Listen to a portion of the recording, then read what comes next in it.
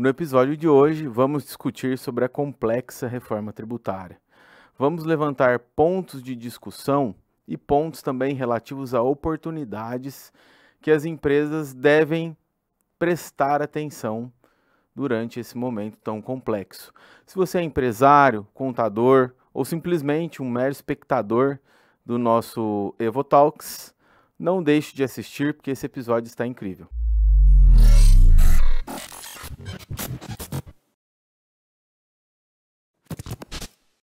Eu sou o Otávio Massa, diretor de tributos e CEO da Evoinc, e hoje recebo aqui dois especialistas quando o assunto é tributos. Ranieri Genari, nosso gerente de consultoria tributária na Evoinc, e a Salo Nesrala também, consultora tributária sênior na Evoinc.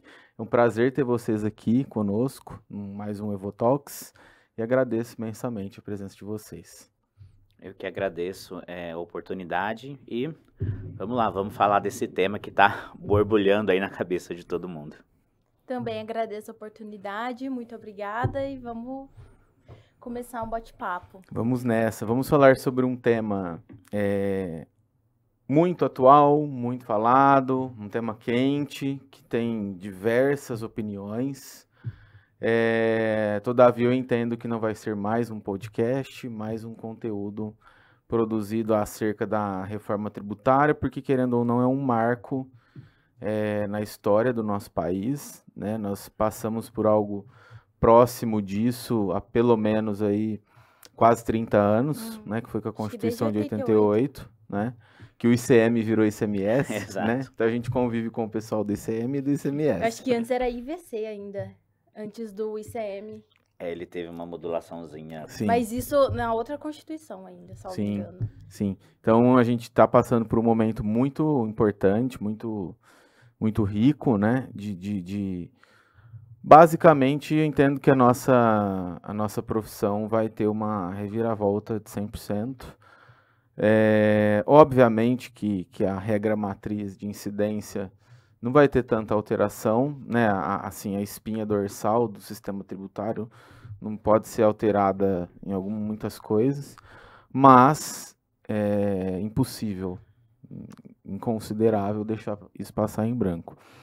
Então, eu quero começar perguntando para vocês, né? Fiquem à vontade aí com relação à ordem, mas acho que é importante a gente não deixar de contextualizar a reforma tributária, trazer uma visão geral, considerando, né, que a gente já teve a aprovação da emenda à Constituição, né, e também já foi proposto aí um primeiro projeto de lei, né, que está dando início ao texto da reforma.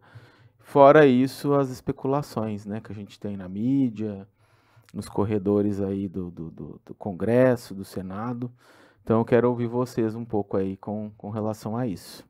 Bom, eu acho que o importante contexto, né, ou colocando todos na mesma página, como a gente gosta de falar, o sistema tributário nacional, ele virou, de fato, um emaranhado de normas, né, não era para ser assim, então, às vezes, quem não está na nossa profissão diária fala, mas o sistema... Não, o sistema foi criado para ele funcionar, ele é uma engrenagem pensada, né, então, tem, de fato... A Constituição trouxe quais seriam os entes tributantes, ela trouxe quais seriam as formas de receita, quem poderia cobrar, se poderia ter uma outorga de poder dessa cobrança. Então, quando a gente pega a Constituição, a estrutura ela está montada.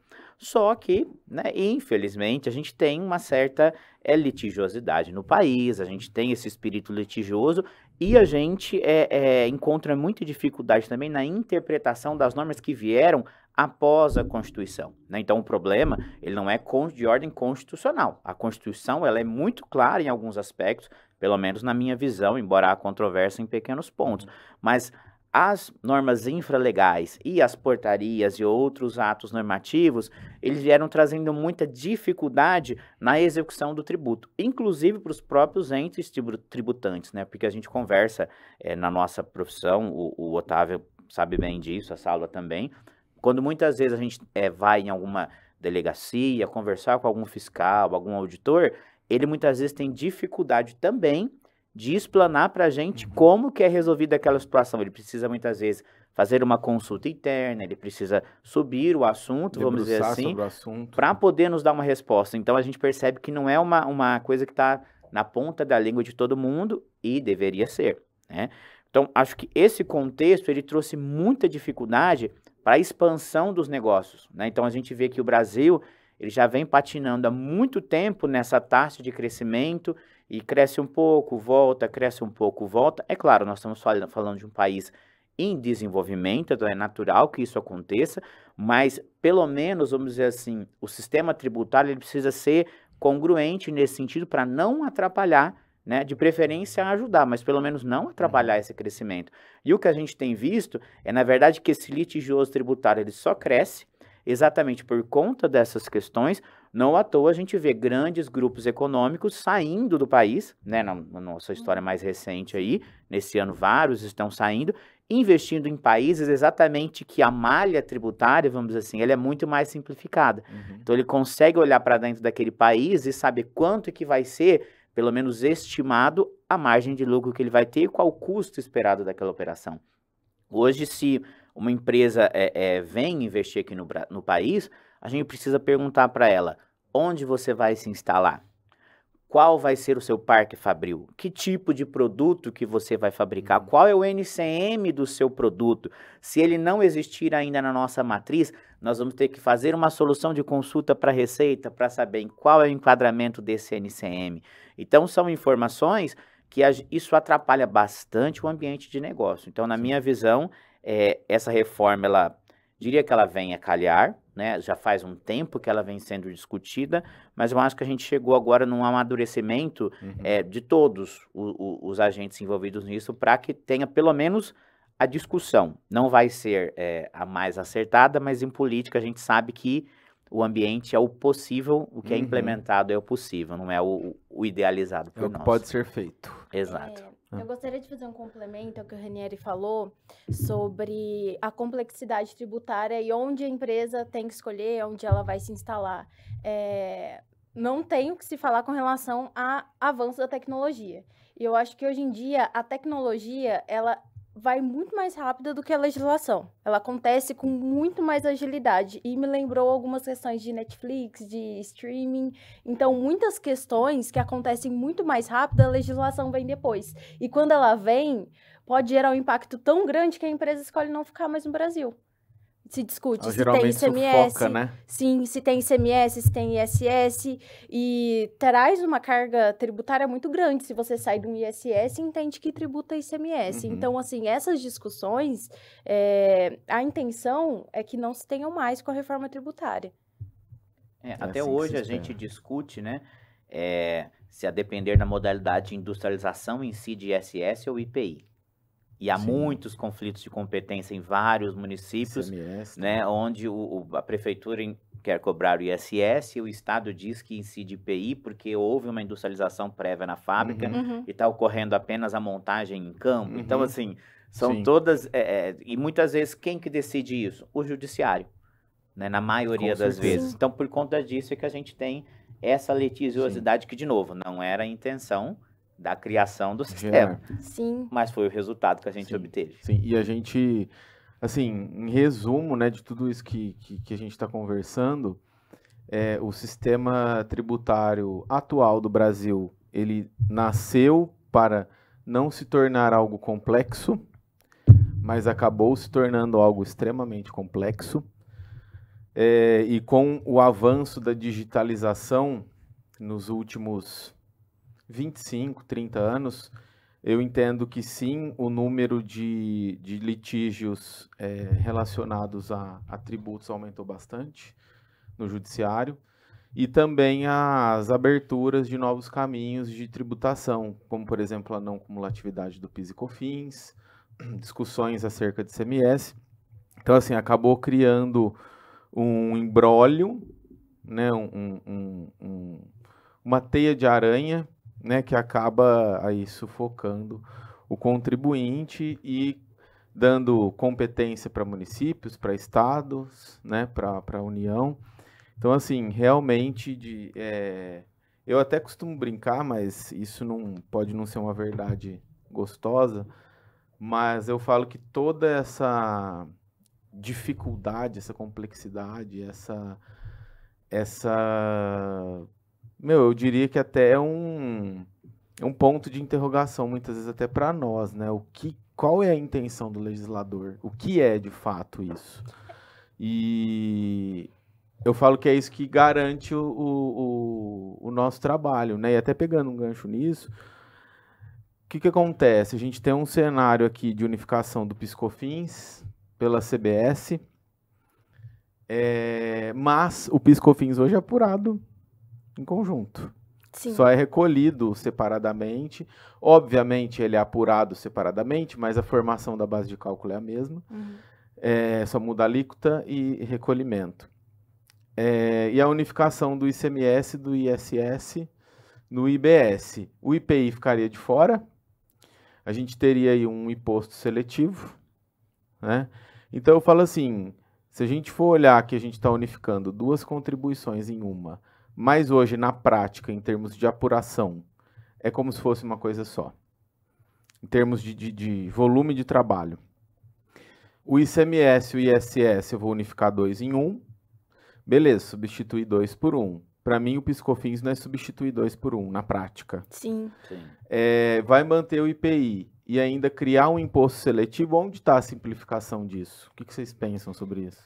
Eu acho que todos os tributos, eles começaram de uma forma simples. A título de exemplo, ICMS, depois veio a Lei Candir, começou a discussão da não cumulatividade, o que dá direito a crédito, o que não dá. PiscoFins, até então, ele era cumulativo, acho que até 2001. A partir de 2002, começou a ser não cumulativo. A partir daí, começou a discussão, o que dá direito a crédito. Aí veio com o conceito de insumos. Se toca o processo produtivo, se desgasta no processo produtivo. Então, tudo começou de uma forma, entre aspas, simples. Mas, ao longo do tempo, foi se tornando complexa. E eu acho que uma grande dificuldade do legislador também é ver como funciona na prática. O ICMS, por exemplo, na não incidência do ICMS nas operações de transferência para o mesmo contribuinte. Uma coisa é a decisão, a outra é a operacionalização. Então, tem essa lacuna que eu acho, assim, eu espero que ela seja suprida, né? Mas tem essa lacuna do que está na lei e o que está sendo executado. Então, da reforma tributária, eu acho que tudo tem que ser muito bem delineado para que a gente não incorra nos mesmos erros, né? Entre aspas, erros, né? Porque acabou gerando muitas oportunidades tributárias, mas que a gente não incorra nesses mesmos erros de ter essa lacuna do que é feito na prática e o que está no papel. Então, a sua visão é que a reforma tributária em si não necessariamente veio para diminuir a quantidade de tributos, mas sim ressignificar o passado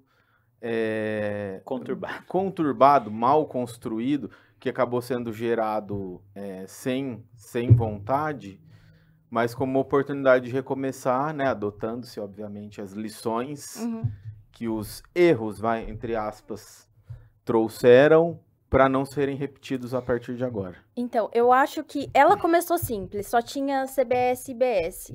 Aí tem IS, vai manter o IPI, tem que lembrar da Zona Franca de Manaus, então é difícil simplificar uma coisa que já foi tão complicada. Então eu me preocupo, assim, se a reforma tributária realmente vai ser simplificada, porque me parece que a gente está trocando 6 por meia dúzia, não sei, pode ser que mude ao longo do tempo, de fato simplifique, mas a gente tem que sempre lembrar que tem setores que precisam ser beneficiados, então todas essas discussões, elas sempre lembram de alguma coisa depois. Eu falo que assim, é o que eu citei, porque do ponto de vista, eu falo que o direito tributário, o tributo em si, ele não foge da matriz econômica de um país, né? Então, o direito financeiro e o direito administrativo, ele está sempre junto com o direito tributário nessa consolidação. E não tem como a gente aprovar uma reforma sem olhar o status, né, ou a forma que o país está se desenvolvendo, se ele está adotando novas tecnologias, para que caminho de crescimento que ele está indo. Se é para uma matriz energética, se é para uma indústria de base, enfim, eu penso que cada época tributária, ela deveria, pelo menos, né, na ideação, se adequar ao que o mercado está pedindo. E é isso que a gente não viu acontecer nos últimos anos, por conta, né, de uma série de questões que a gente já citou. Mas não tem como o governo escolher uma matriz simplificada, na minha visão, né, embora o governo não queira conceder benefícios a setores, regionalismos e tudo, mas num país com as dimensões do Brasil e as proporções de desigualdade social que a gente tem, não tem como você implantar uma reforma...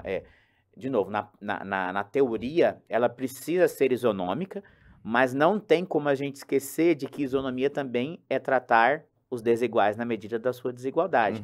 Então, esse tipo de mecanismo, eu penso que é difícil porque você está tratando de uma matriz financeira, né, que é arrecadatória, né, majoritariamente, mas que você precisa também preservar algumas questões sociais. Então, esse mecanismo, né, contendo, de um outro lado, a sanha arrecadatória do Estado. Então, equalizar todos esses pontos, eu acho um pouco complicado, muito embora, né, os que a gente fala pontos positivos, fala pontos negativos, uma coisa que eu vejo como positivo são os grupos de trabalho onde estão ocorrendo as discussões, porque, de fato, o governo trouxe para a mesa de discussão muitos profissionais do setor, e, de fato, a sociedade civil está participando através desses profissionais. Então, quando a gente assiste algumas sessões e vê que tem lá vários advogados, vários agentes públicos, outras áreas, conversando sobre aquele assunto. Empresários, né, propondo soluções, discutindo. Então, eu acho que esse ambiente, pelo menos, já é uma inovação do que a gente tinha no passado, onde era discutido dentro do Congresso, aprovado, e quando sai a norma, a gente vai entender como que ela acontece. Na verdade, hoje está sendo construído um texto, não está vindo pronto. Né? Há uma ideia, a emenda constitucional trouxe a ideia. A forma como isso vai ser colocado, ela vai ter que ser dividida nos grupos de trabalho, como foi feito.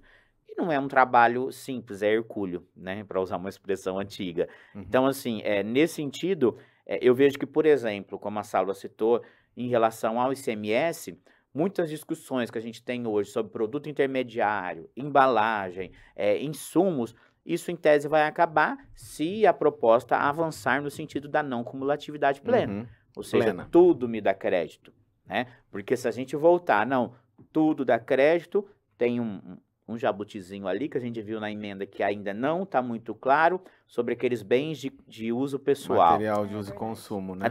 Que é o material de uso e consumo. Então, assim, essa caneta... depende da forma como eu for utilizar, né? E a gente que é da área do direito também fica muito nisso, né? A primeira palavra que vem na boca, exato, é o que a gente aprende. Então, assim, como que a reforma vai tratar isso? Eles poderiam deixar taxativo quais produtos são, né? Por exemplo, produtos, alimentação, produto de higiene, mas aí tem empresa que é obrigatório produto de higiene, mas assim, é isso aqui...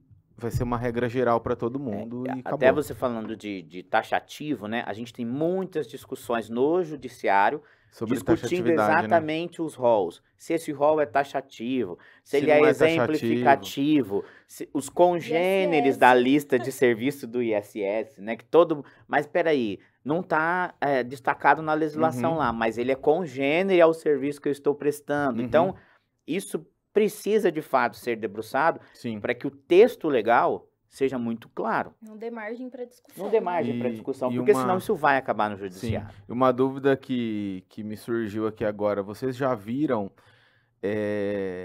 o comitê, né, ou os comitês, as frentes de trabalho, se debruçarem sobre todos os problemas que existem hoje no judiciário, como, por exemplo, discussão se isso é taxativo ou não é? Bom, se eu tenho um rol, então que fique claro que ele é taxativo, porque aí tem interpretação, né?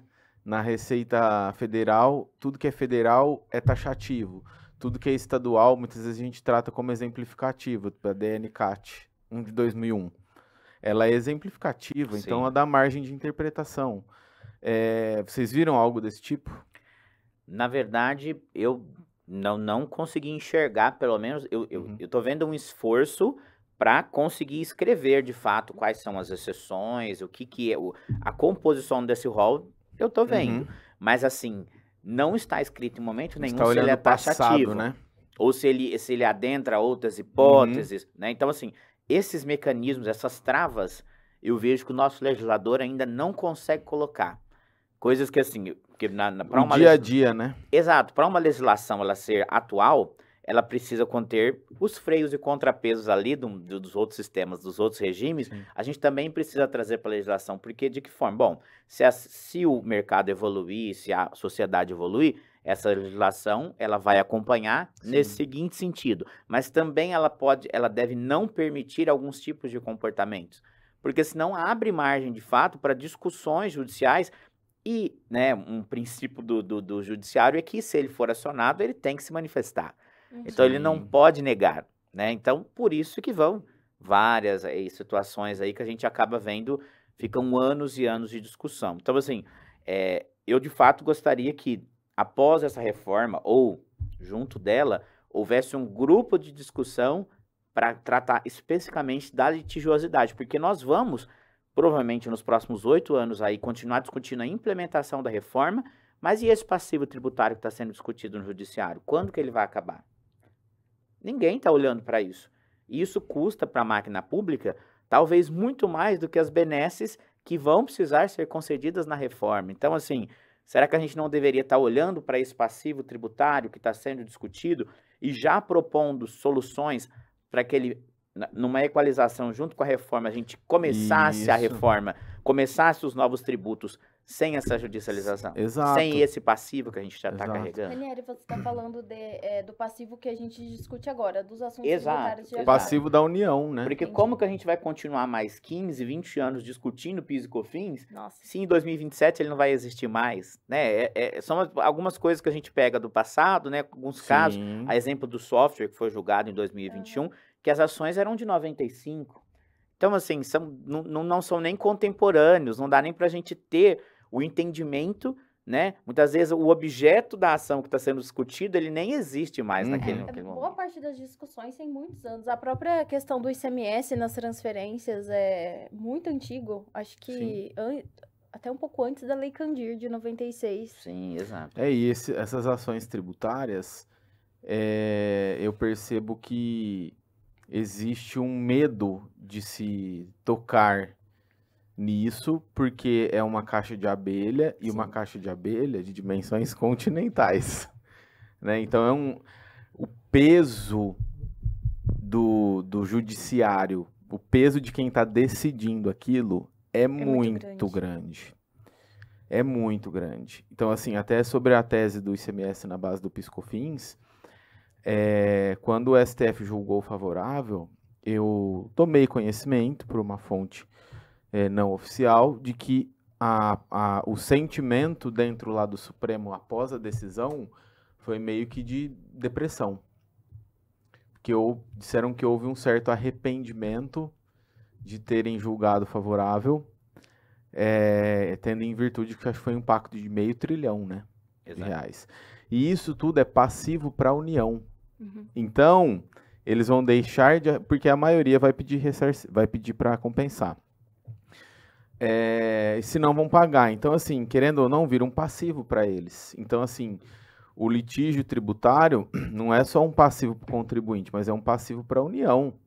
Então, isso é um fato muito preocupante. Mas até para a gente virar um pouco o gancho aqui, voltando um pouco nessa questão de unificação dos tributos, né? Eu vejo hoje a CBS como vai ser um PIS e COFINS para mim. Não vai ter como sair fora disso. Até ouvi uma especialista que eu acompanho, que admiro muito o trabalho dela falando sobre isso, que quem é bom de PIS e COFINS vai saber fazer CBS de pé nas costas, né? Eu honestamente não consigo enxergar aí um porquê de se a ideia é reduzir a quantidade de tributos, Mas eu entendo também que essa possibilidade de reconstruir a história aí no judiciário, enfim, e também trazer uma forma mais simples de apuração, né? Eu também acho que daria para fazer isso sem ter uma reforma tributária, mas eu acho que eu penso assim, só dando minha opinião. Eu acho que a complexidade que é a nossa economia, né? A sensibilidade que ela tem, de certa forma, porque lida muito com commodity. Exato. Então ela é muito volatilizada pelo preço da commodity. E isso gera um impacto em cascata, né? Considerando a morosidade que se tem, a burocracia, né? O Brasil é um país, querendo ou não, tem a sua burocracia aí embutida, né? Já muitas coisas deixaram de ser burocráticas, mas ainda tem uma burocracia tributária. Por isso que muita gente não quer fugir do simples, não quer fugir do lucro presumido, por conta da burocracia do lucro real, que é o PIS/COFINS não cumulativo, e gera medo na maioria dos empresários. E assim, muitas vezes eu fico me perguntando se perante o mundo, o Brasil não é um país que só falta jogar a lona em cima para virar um circo. Se a gente não é visto dessa forma. Se a reforma tributária não seria algo ligado apenas ao ego de se aprovar uma reforma tributária, ou por exigências externas, né, de organizações mundiais, né, por pressão, como foi a adoção das IFRS. O Lula foi pressionado. Se vocês não adotarem o padrão internacional de contabilidade, isso nós não vamos investir no Brasil mais, que a gente não consegue entender as demonstrações financeiras de vocês. Então o Brasil foi na pressão. Eu não sei se isso também é o caso da reforma tributária, mas assim, eu entendo que vai ter o seu lado positivo, mas eu particularmente entendo que não, eu acho que assim, o momento que a gente está vivendo hoje, e principalmente pelo viés, quando você tem, é igual aquele negócio, né? Óbvio, a gente abre empresa para ter lucro. Ninguém abre empresa porque é bonzinho. Então, o cara que abre empresa que tem que ter lucro também é bonzinho, mas não é porque, quem quer ser empresário quer ter um ganho maior. Exato. Por outro lado, se ele não focar na essência do negócio, na paixão dele, ele não vai obter o lucro que ele tanto quer, né, o volume. Então eu penso assim, que falar de reforma tributária dentro de um contexto econômico / político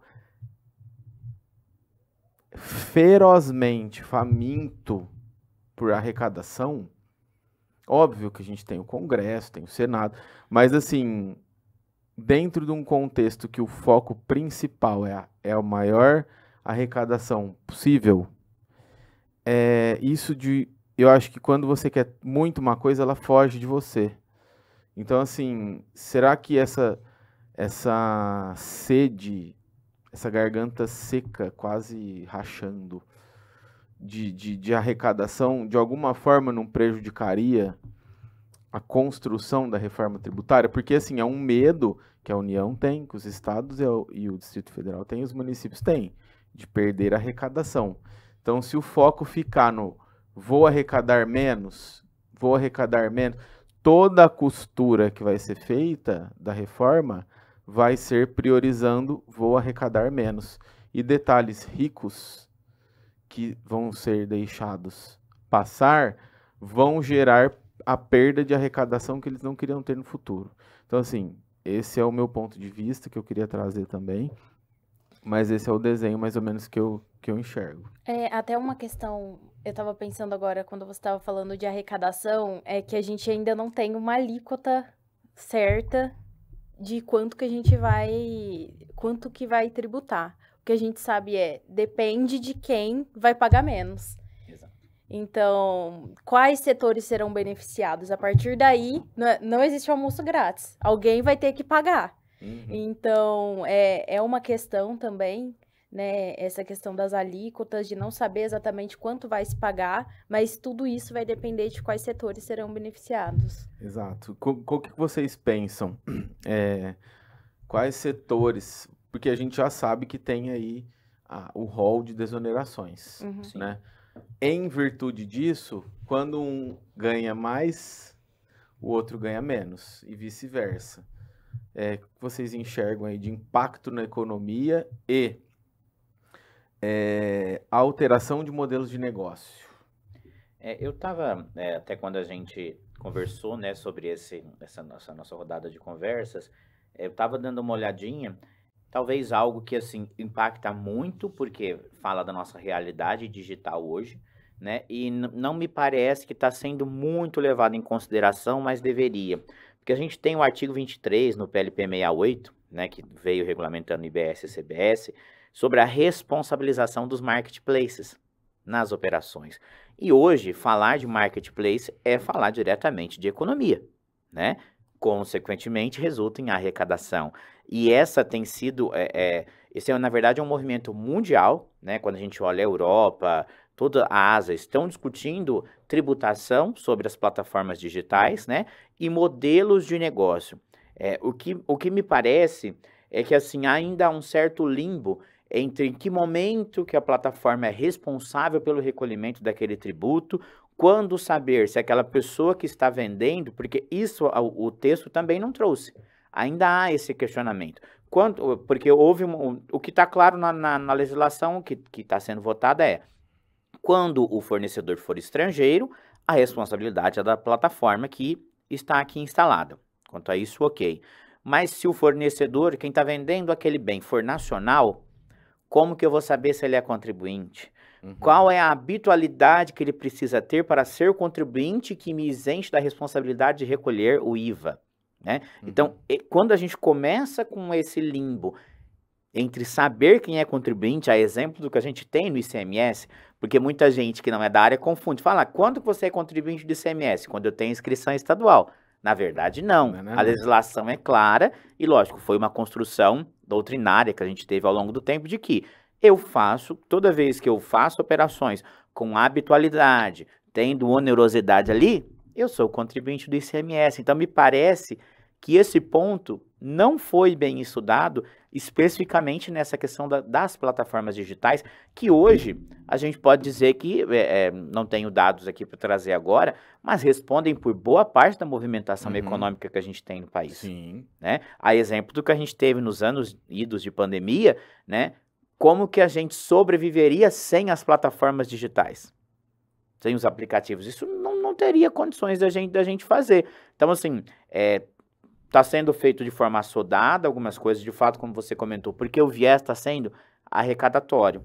Mas vão surgir, de imediato, questões onde, e as plataformas que não têm registro no Brasil? Então, eu estou falando de um fornecedor estrangeiro, onde a responsabilidade é minha de recolher. Mas e se a plataforma for registrada só no exterior? Obrigatoriamente, para fazer negócios no Brasil, ela vai ter que ter registro aqui? Registro no Brasil. Como que vai ser esse registro? Sim. Vai ser um registro específico? Vai ser apenas um escritório administrativo? Porque a gente tem várias discussões no próprio judiciário de que escritórios administrativos não são estabelecimentos. Principalmente do ISS. Porque até onde eu vi, todos os fornecedores de mercadoria para o Brasil teria que ter um cadastro. Exato.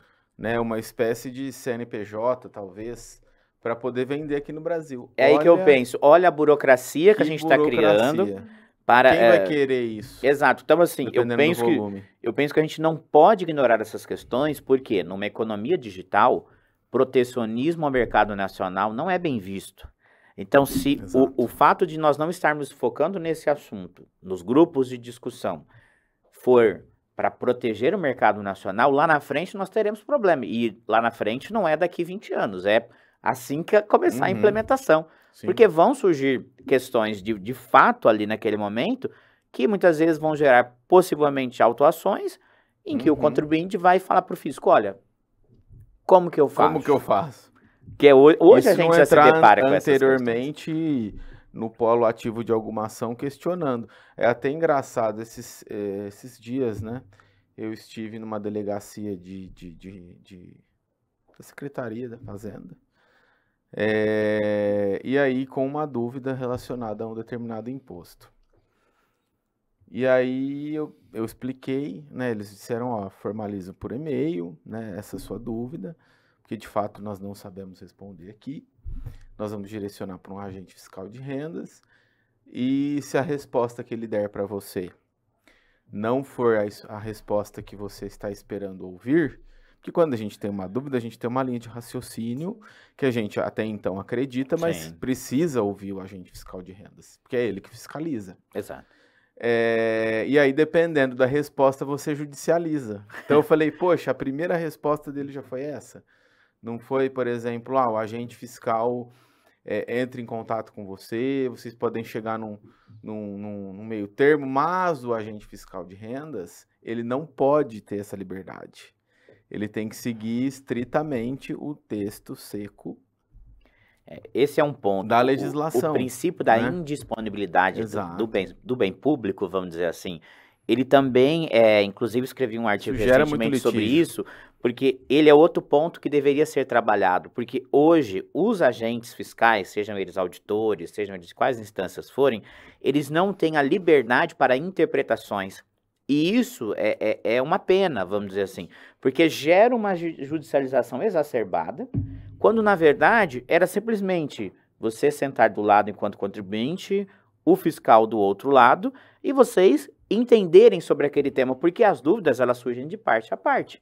Então, qual é a necessidade de haver uma interpretação seca da legislação, muitas vezes enviesada pela arrecadação, para que depois ela seja desconstituída, muitas vezes na própria delegacia, porque às vezes a superintendência ou o delegado daquela seccional, ele entende que aquela autuação não é devida, ou ela não foi formalmente fundamentada.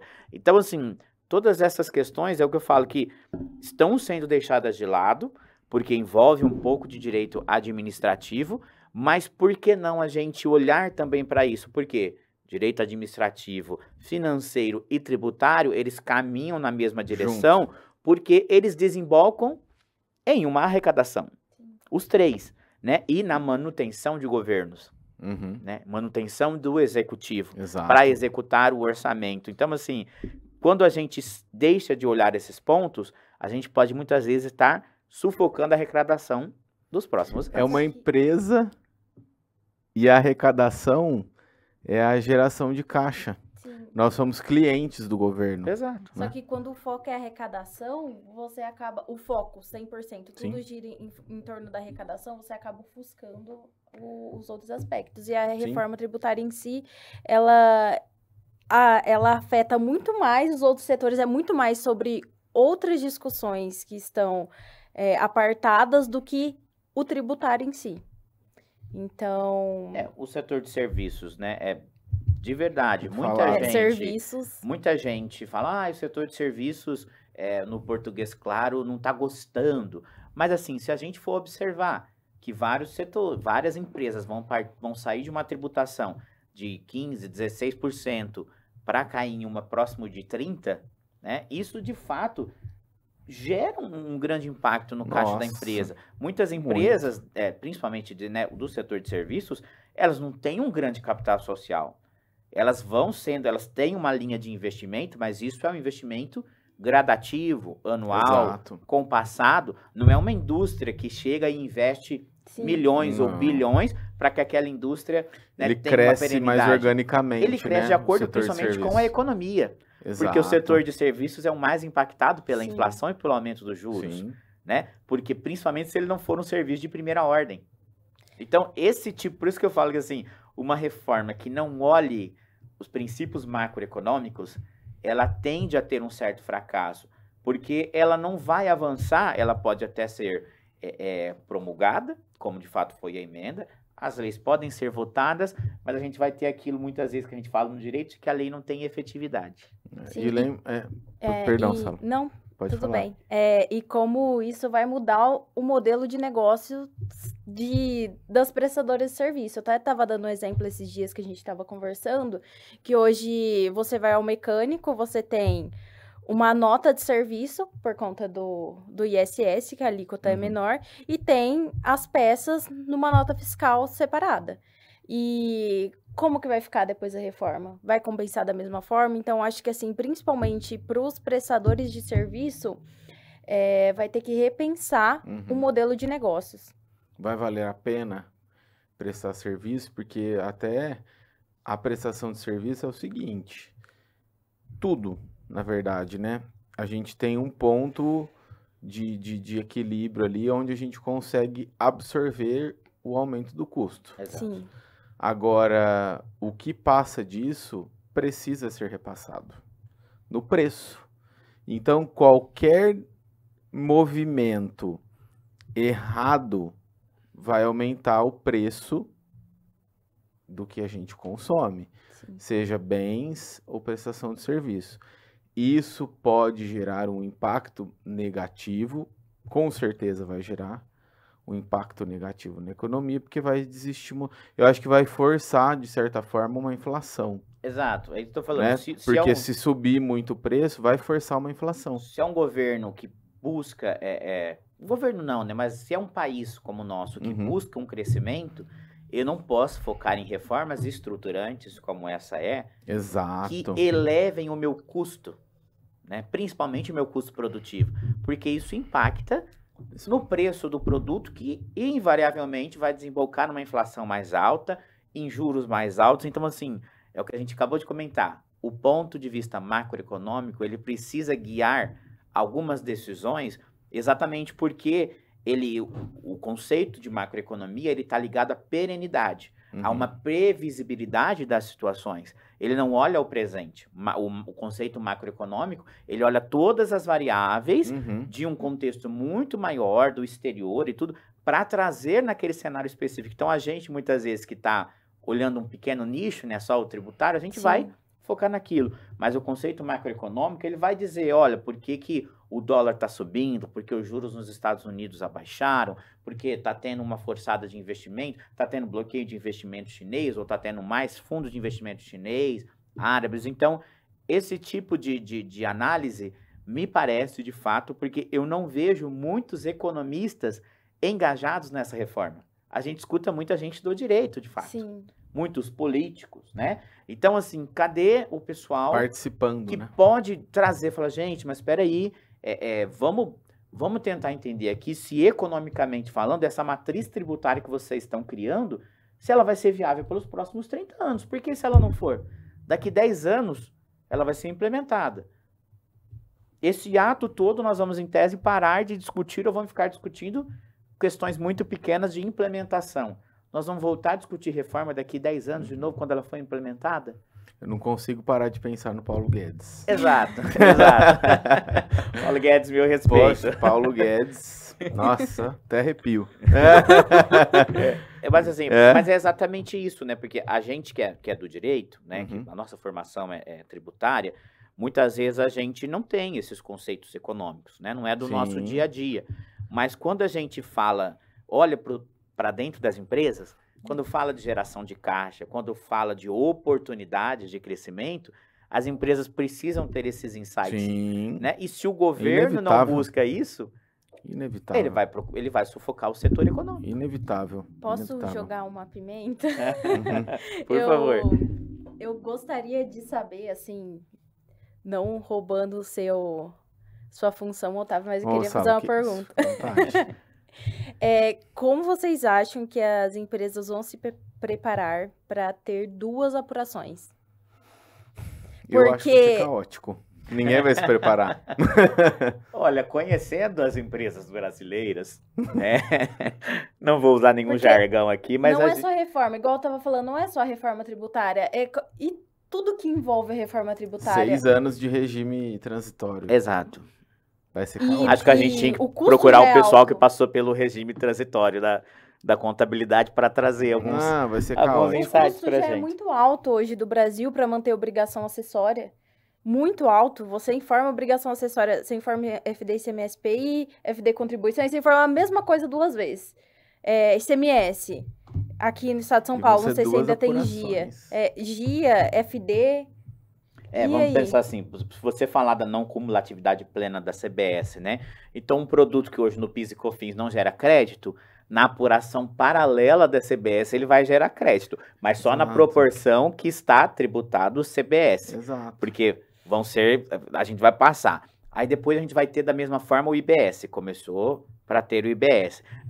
Não cumulatividade plena, operações não onerosas, porque a base é ampla, bens e direitos, inclusive digitais, serão tributados. Então, ou seja, muitas empresas, principalmente de locação, de outros modelos de negócio, de novo, falando do setor de serviços, eles têm, por exemplo, operação de comodato.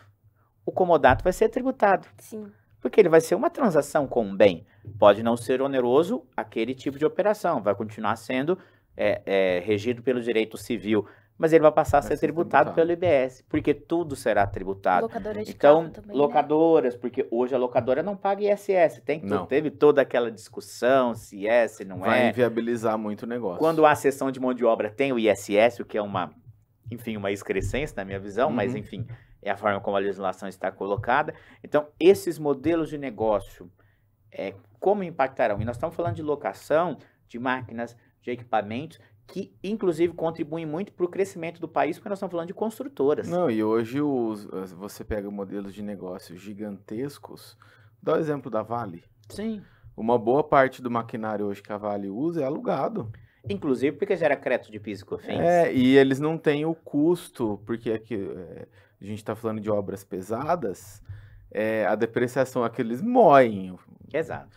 E dá muito menos trabalho, porque você terceiriza a mão de obra, de manutenção, de tudo. Mas eu penso que assim, o difícil vai ser, por mais que a gente tenha um regime transitório, vai ser um regime transitório de arrecadação. Mas a parametrização do que vai ser tributado, do que vai gerar direito a crédito, vai ter que ser feita no D+365, né? No primeiro ano. Exato. Então, as controvérsias vão surgir no primeiro ano. Porque, beleza, vai ser 20, 80, 40, 60, né? Depois 60, 40, 80, 20. Mas só que desde do 20, 80, eu já tenho que definir tudo. Onde eu vou declarar? Onde vai aparecer na nota? Como que eu vou prestar essa informação? Pegando esse gancho, né? A gente invariavelmente vai ter que falar do que o governo está chamando de split payment, né? Que já é um sistema implantado em alguns países onde você tem o IVA, que nada mais é do que um sistema de liquidação financeira, né?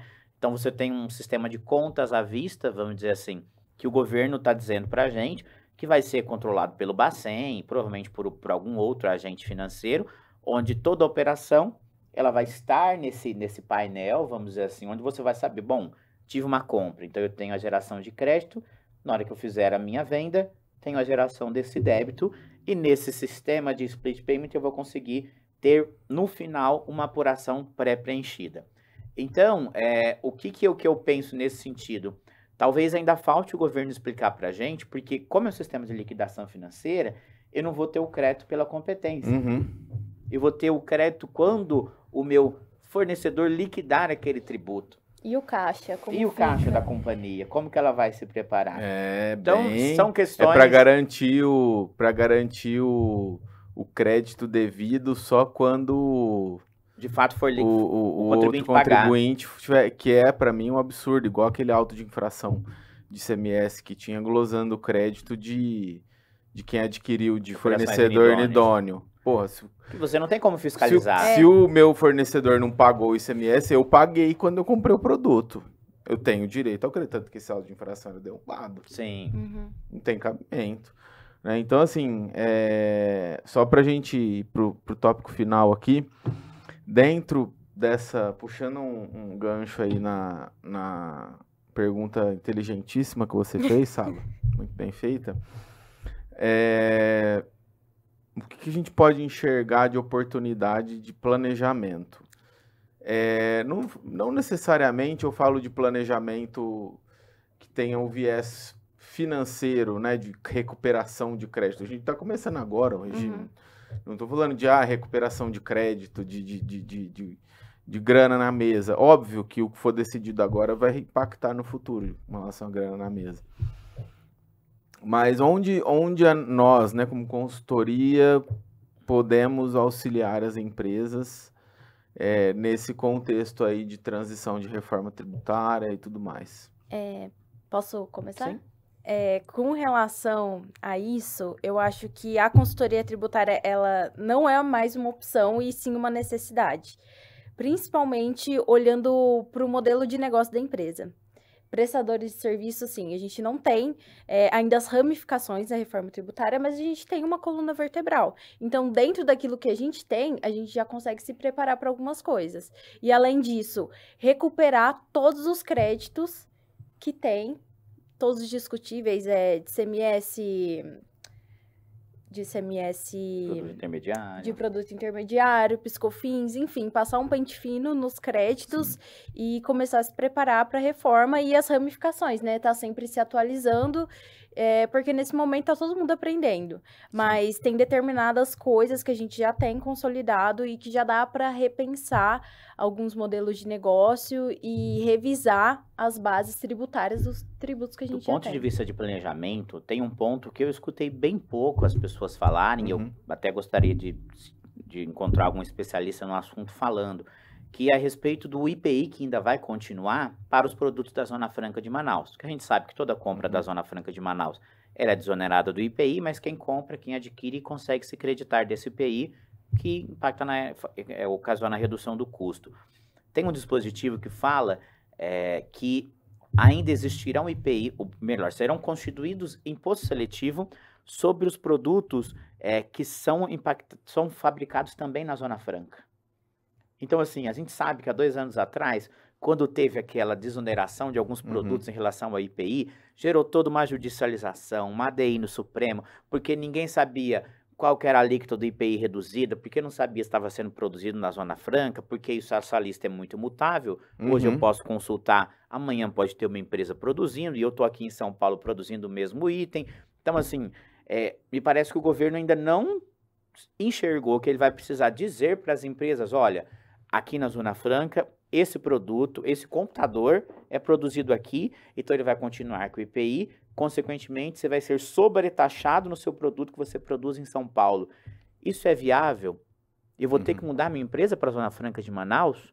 Ou eu vou simplesmente aceitar essa sobretaxação, simplesmente porque eu estou localizado aqui em São Paulo e eu tenho alguém que produz o mesmo produto que eu na Zona Franca? Então, assim... Desleal. É desleal, né? Eu vou criar... Então, assim, eu também não encontrei no projeto de lei essa listagem. E quando houve toda essa discussão no governo anterior, né, gerou tudo isso. Mas quais são os NCMs? Quais são os congêneres desses NCMs? Né? Porque é um computador, mas é um celular, mas qual é a qualidade dele? Quais são as especificações técnicas? Então, esse também é um ponto que eu acho que as empresas precisam olhar, principalmente as que serão tributadas pelo imposto seletivo, porque, para grande surpresa de todos, o setor automobilístico vai ser impactado pelo imposto seletivo. Então, assim, se nós estamos dependendo da indústria automobilística para que ela faça a transição energética necessária, né, que a gente precisa trazer para cumprir as metas de carbono com que a gente se comprometeu no Acordo de Paris e com demais organismos internacionais, será que esse era o momento da gente sobretaxar o setor automobilístico? Principalmente híbrido elétrico. Principalmente híbrido elétrico. Então, assim, vai ter de acordo com a descarbonização da empresa, que metas serão criadas, qual vai ser a forma, vai ter um rateio.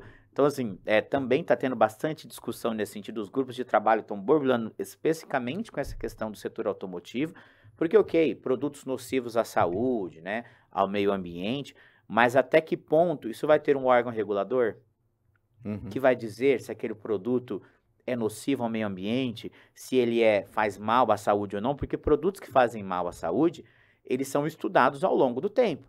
Sim. Então, o que hoje muitas vezes é benéfico para a saúde, a gente pode descobrir que daqui a 20 anos não é. Já chegaram a falar que até ovo fazia mal pra É, Exato. eu tava pensando né? nisso agora. Cada pessoa que você ouve fala, açúcar inflama. Outro fala, açúcar não Porque inflama. são linhas- Leite inflama, leite não inflama. São linhas carne de inflama. estudo, né? Assim como no direito, nutrição também são linhas de estudo Sim. que determinados profissionais aplicam ou não. Então, quem que vai dizer que aquele alimento que a gente está consumindo, e principalmente as famílias de baixa renda, como que vai ser então essa nutrição, pensando do ponto de vista nutritivo mesmo, para as famílias de baixa renda? Se eu estou desonerando a cesta básica, mas ao mesmo tempo, muitas vezes, as famílias de baixa renda consomem esses produtos que contêm elementos que podem ser considerados nocivos à saúde.